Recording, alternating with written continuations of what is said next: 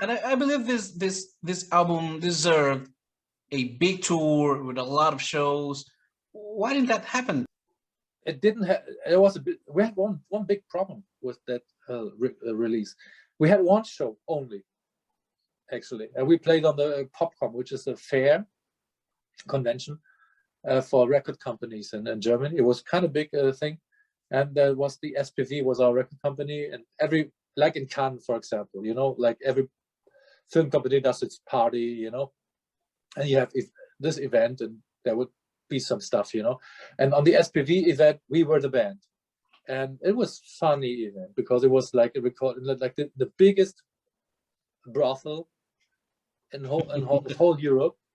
In the first floor, like, oh, it was even the bottom floor, like a basement.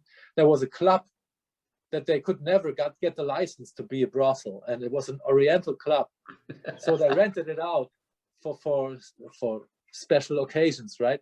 And so it was just built, you know, it was kind of new, I think, and it was very funny already when everybody told us, where do we have to go when we come from the train station, for example, or taking a cab? So you just say Pasha, and that was the name of the brothel, Pasha. Like a skyscraper brothel with, I don't know, you know, it's like very funny. And so when we came, actually, they will know, and we were like, why? I said, you will know.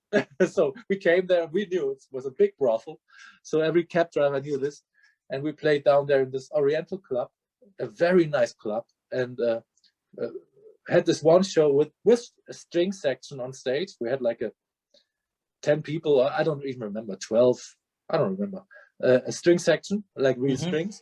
We had a big portion of the choir plus Amanda singing choir, like 5 people choir, and it was like 17 people on stage, I think. Oh, that was a big thing.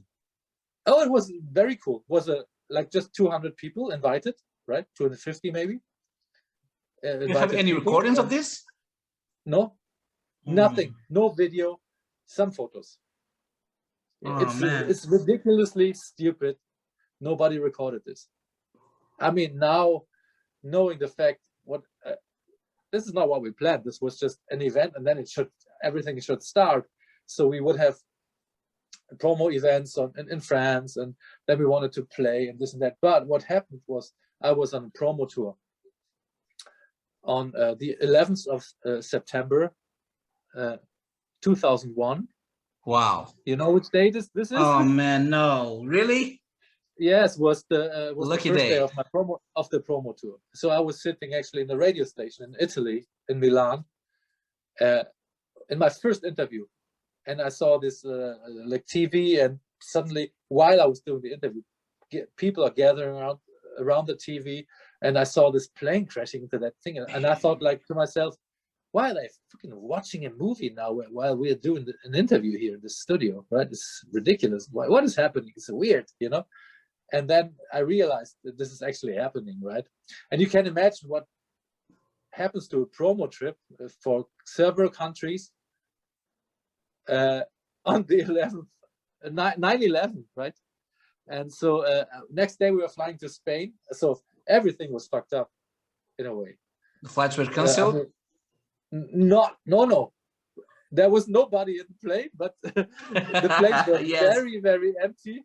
We you know, it was, I don't know if you remember, but it was kind of the world is going down situation. Yes. Kind of.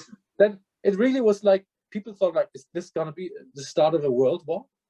Are we in war, or what is happening? You know, nobody knew. So I thought like, oh, let's maybe just rent a car, don't fly, try to take a car back to Germany, drive there so we can be with our families.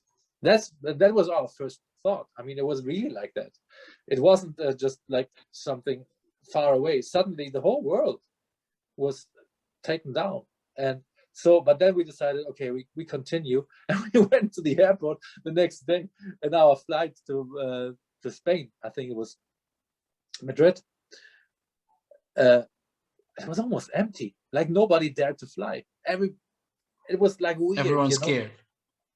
Yes, but also our interviews were kind of empty because everything was just turning around this event. Yeah. And then everything else afterwards was canceled.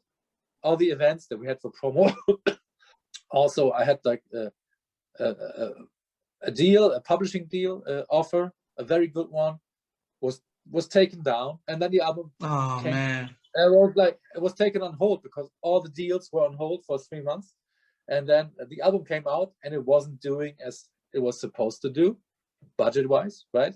Of course not. Nothing was doing well, right? I don't say it's just because of this. It was not luck, that's for sure, right? So maybe we wouldn't have really taken off, but I'm pretty sure we would have do much better without 9/11. So, and then we suddenly didn't have any support anymore. Damn. No support. Record company was like kind of like blaming it on us. You know, it's like I said, what can I say? I mean, you love the stuff that I was presenting, and then they talked about putting River into a movie and this and that, you know. And I said, like, you know, what can I say? You liked it, you love it. We listened to the stuff, and now you tell me it's my fault? Can't be. I mean, it's like this, you know. It's it is what it is. So what can we do? And the result was no support anymore from the record company. But we talked about it later, and then we just said, we do it one day. And we never did it. It's all Osama bin Laden's fault. Come on. So So at least